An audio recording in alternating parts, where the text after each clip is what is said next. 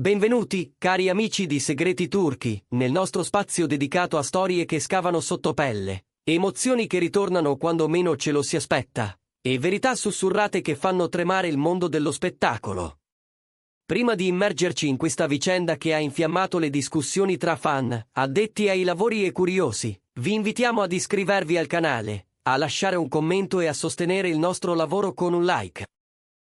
Se volete far parte davvero della nostra famiglia, cliccate su iscriviti, è il modo più semplice per aiutarci a crescere e continuare a portarvi contenuti esclusivi. Quello che stiamo per raccontarvi non nasce da una conferenza stampa, né da un'intervista pianificata. È nato da un gesto intimo, quasi antico, e per questo potentissimo, una poesia. Una poesia scritta a mano da Massine Merabet, comparsa all'improvviso nelle sue storie di Instagram, presentata con una foto in bianco e nero e una musica soffusa, appena un respiro di pianoforte che sembrava provenire da un ricordo lontano. In un'epoca in cui ogni parola è filtrata, misurata, ottimizzata per piacere, il fatto che una donna come lei, elegante, riservata, capace di grande sobrietà, abbia scelto i versi come contenitore del suo turbamento ha colpito con la forza di un'onda improvvisa. In quelle righe non c'erano nomi, non c'erano accuse, non c'erano proclami. Eppure, tra le pieghe del testo, la sagoma evocata era chiara a chi conosce la loro storia. Cenk Torun, l'uomo con cui Massine ha condiviso un legame intenso e complesso, fatto di rispetto, scintille sul set e pause che sapevano di riflessione più che di fuga. I primi lettori, attenti e affezionati, hanno colto subito il tono nostalgico, la delicatezza deliberata, il modo in cui la scrittura scivolava come pioggia su un vetro. Una delle frasi che ha fatto il giro della rete recitava così: «Sei entrato nel mio petto come una nota stonata che non so dimenticare, da allora il silenzio ha il tuo profilo». Non era un urlo, non era una supplica. Era una confessione sussurrata. In poche ore, lo screenshot dei versi è apparso ovunque, accompagnato da interpretazioni, ricordi, riflessioni di chi, proprio come lei, ha imparato che i sentimenti non si chiudono con una porta, ma a volte restano lì, ad aspettare un colpo di vento. Fonti vicine a Massine hanno confidato alla stampa che la poesia sarebbe nata dopo che lei avrebbe visto, di recente, una foto di Cenk accanto a un'altra donna, probabilmente una collega, scattata durante un evento privato di lancio. Non gelosia, hanno precisato, ma quel tipo di fitta che si prova quando una porta che credevamo serrata si rivela appena socchiusa. Una persona di fiducia, che le è stata accanto in quelle ore, ha raccontato una frase sussurrata tra lacrime discrete: non è rabbia, è memoria. È il dolore che resta quando il cuore ricorda anche ciò che la mente implora di archiviare. A quel punto, la reazione del pubblico è esplosa. I commenti sotto i profili ufficiali si sono moltiplicati, e le sue parole sono state tradotte in italiano, spagnolo, portoghese, arabo, giapponese, come se quel piccolo testo fosse un filo capace di cucire il petto di migliaia di persone sparse nel mondo.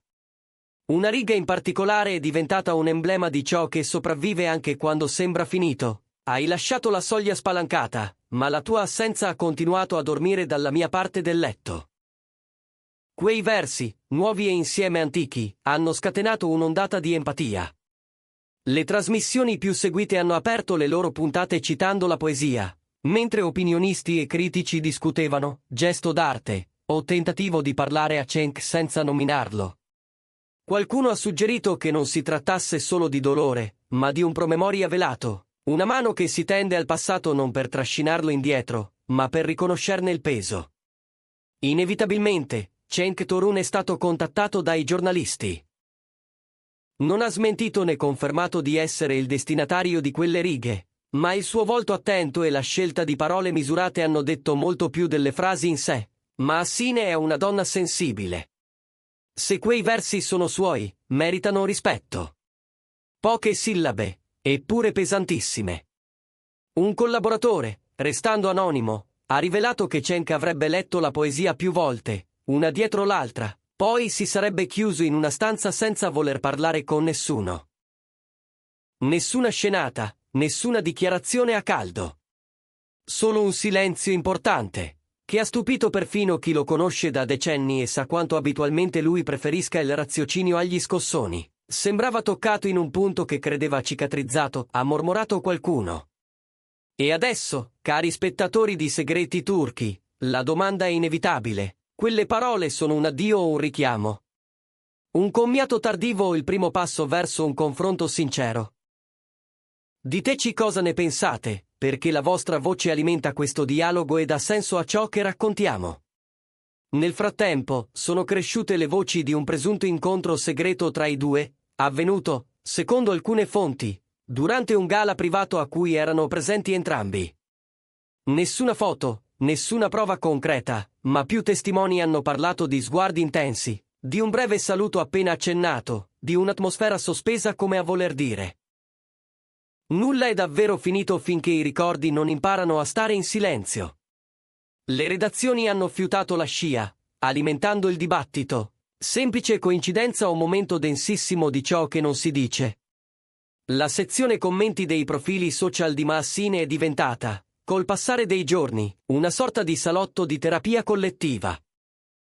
Centinaia di utenti hanno iniziato a condividere storie di amori perduti, ponti lasciati a metà, stanze in cui la vita ha continuato a respirare anche quando la persona non c'era più.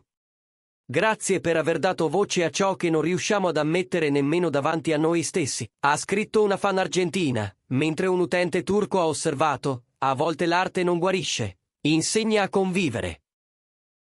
La vicenda ha preso una svolta ancora più intensa quando, durante una diretta da casa sua, Maassine ha parlato a cuore aperto, con la voce che tremava appena: non volevo creare clamore. Avevo bisogno di far uscire ciò che trattenevo da troppo tempo.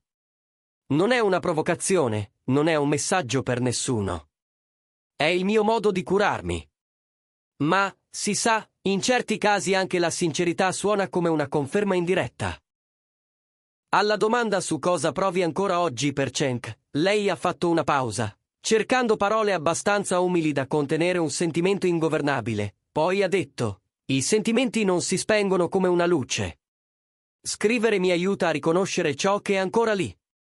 La frase ha lasciato il pubblico col fiato corto e la stampa ad inseguire nuove ipotesi. Addio definitivo o prologo di una riconciliazione possibile.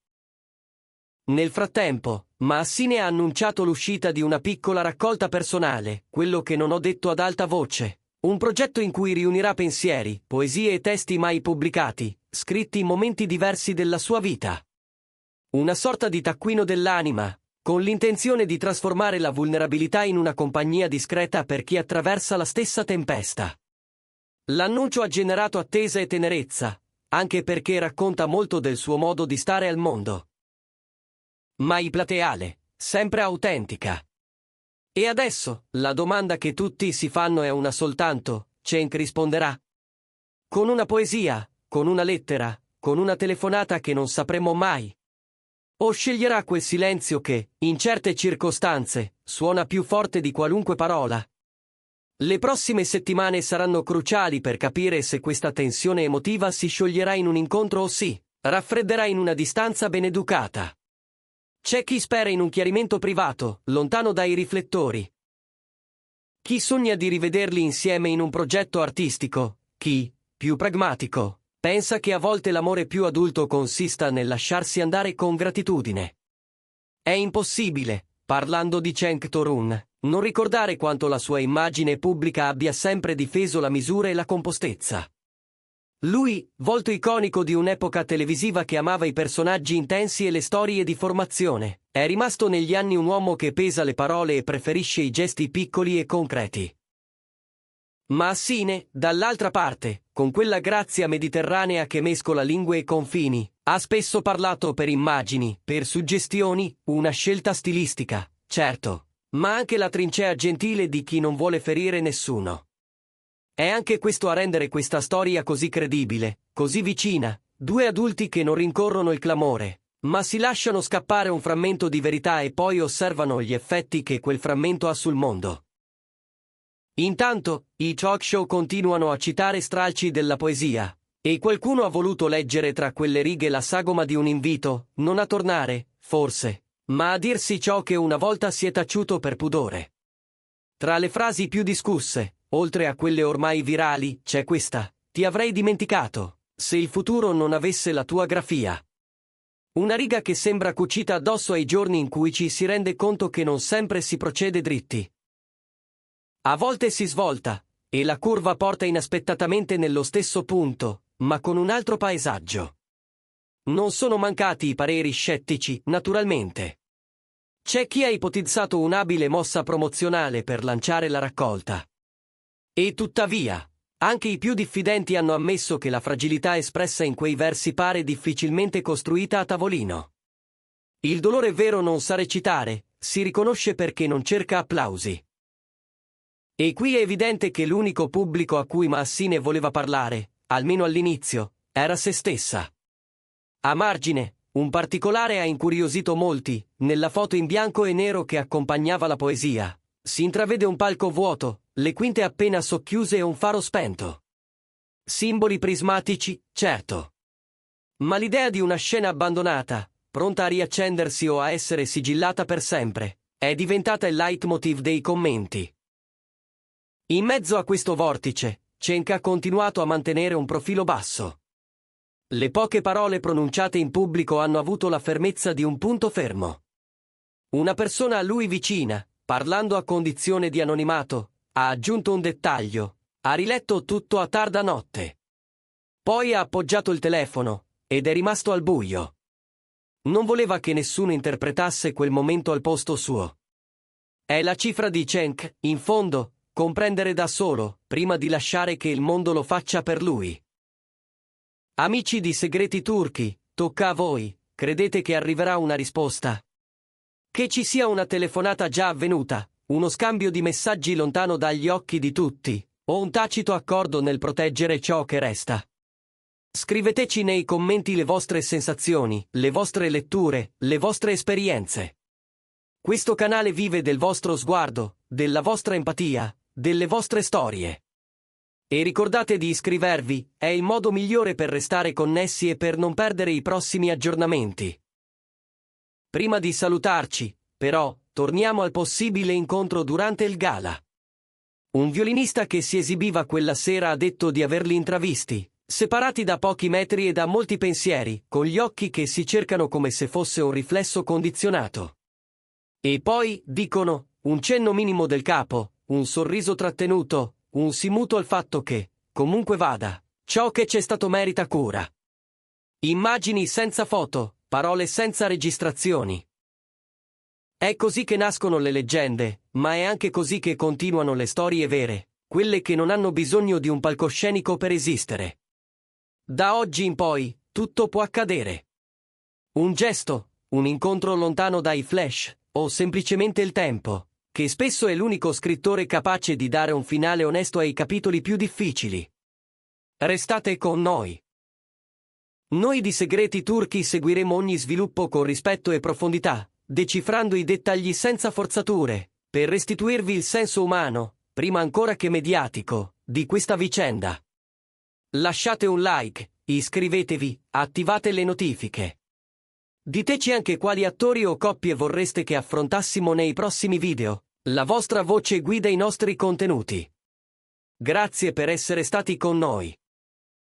Alla prossima storia, sempre qui su Segreti Turchi, dove i sentimenti diventano racconto e il racconto diventa, a volte, una carezza che non ci si aspettava più.